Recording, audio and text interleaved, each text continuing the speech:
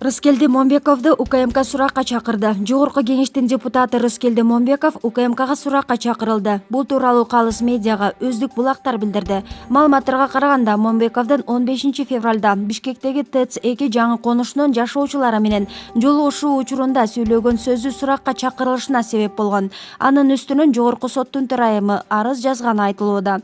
Момбеков жолугушууда соттор ТЭЦ-2 жаңы конушунун жашоочуларына карата адилетсиз чечим чыгарып жатат деп айткан. Соттон утулуп калып, ал жердеги үйлөрдү сүрдүрүп салат экен деп айтып жатышат. Биздин өкмөт мынчалык надандыкка барбашы керек. Бийлик 1000 кишинин үйүн сүрдүрүп сала албайт. 1000 киши чыкса, кайра бийликтин үйүн сүрдүрүп салышы мүмкүн. Өкмөт мындагылардын документин мыйзамдаштырып бериши керек. Себеби бул жерге үй салууга уруксатты ошол кездеги мэр, Ленин райондук акими берген деген Момбеков. Депутат кошумчалагандай, мындан ары Кыргызстанда кандайдыр бир толкундоолор болсо, бул бийлик менен оппозициянын келишпестигинен эмес, эл менен соттун ортосундагы алакадан чыгышы мүмкүн. Соттордун катаал өкүмдөрү карапайым элдин канын ичип атат. Силер ак үйдүн алдына митингге чыкпай, депутаттарды чакырганыңар үчүн рахмат деген Момбеков. Эл өкүлү бул маселени көзөмөлдөп, жогорку кеңештин тиешелүү комитетинде көтөрө турганын, акыйкат чечим чыгышына жардам берерин айткан. Маалымат булагы Калыс медиа.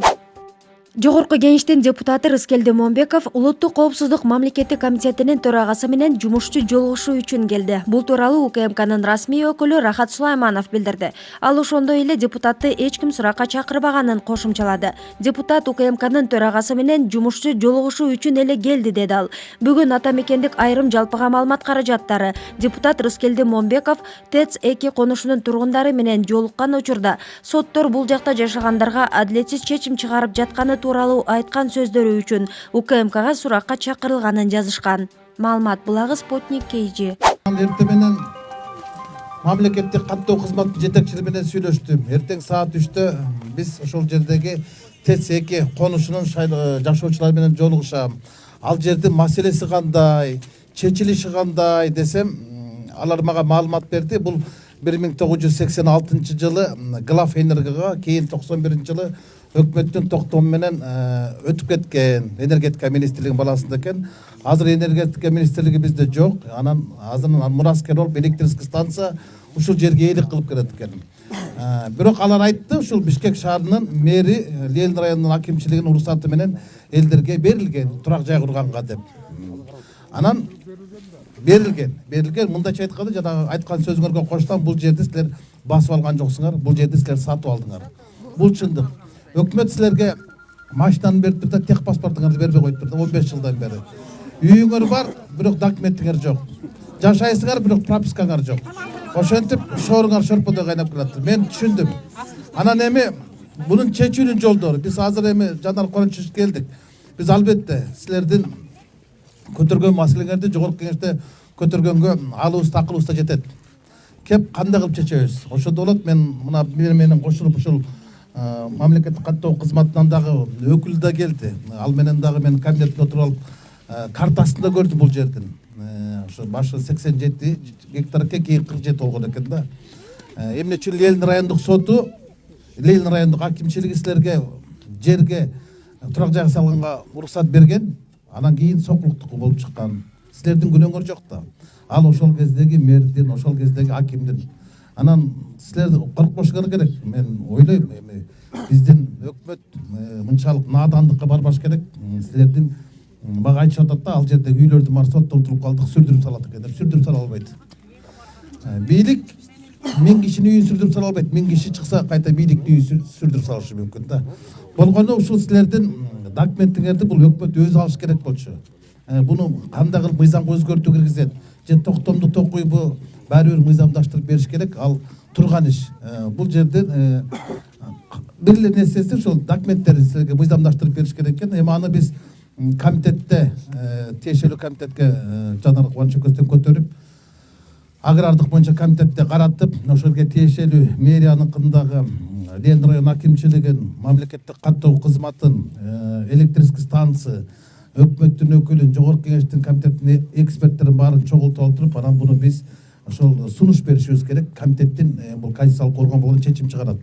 Мына ушул ТЭЦ-2 конушундагы 47 гектар жердин мындан аркы келечеги кандай болот? Аларга убагында ким берген? Эми силердин сотторду мен таң калып атам да ошо соттордун чечимичи. Эгер Кыргызстанда кийин же эртең жакын арада бир чоң толкундоолор чыга турган болсо, бул бийлик менен оппозициянын келишпестигинен эмес, бул эл менен, карапайым эл менен соттун ортосундагы алакадан чыгат да.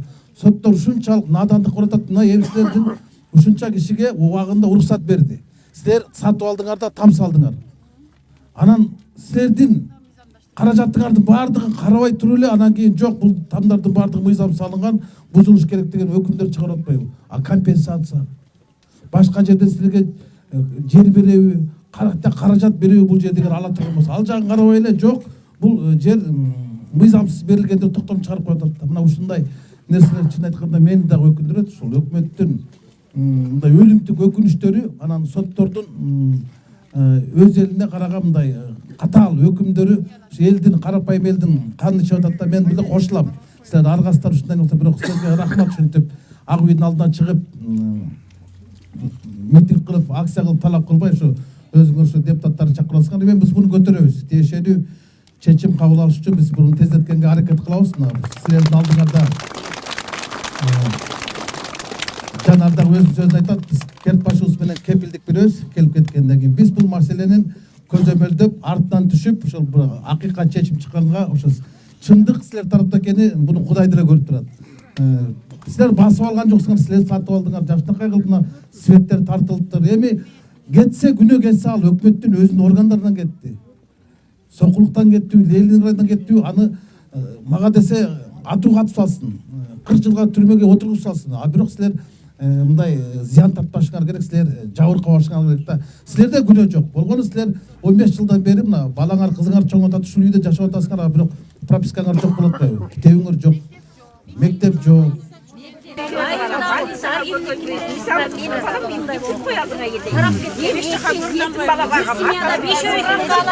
Мен өлүп калсам, документи жок тамга балам эмне болот, эки балам? Өзүңөр ойлогула алдыңа кетейин. Мына ошондой элдин көгөй толтура. Мен балдарга акча албайм, пенсия менен оокат кылам. Ошо эки балага жетим бала деп акча албайм. Бул жака кимдер гана келбептир? Убагында Алтынай Сейитбекова дагы мэр болуп, аким болуп турганда келген экен. Мурунку президент да келген экен, кийинки президентке талапкердин баары келген экен. Өмүрбек Чиркешевич да келген экен. Баардыгы эле силердин жана добушуңарга куда түшүп, шайлоо бүткөндөн чечип беребиз деп алдап келген экен да. Биз жанара көз келдик, биз алдабайбыз, биз көтөрүп беребиз.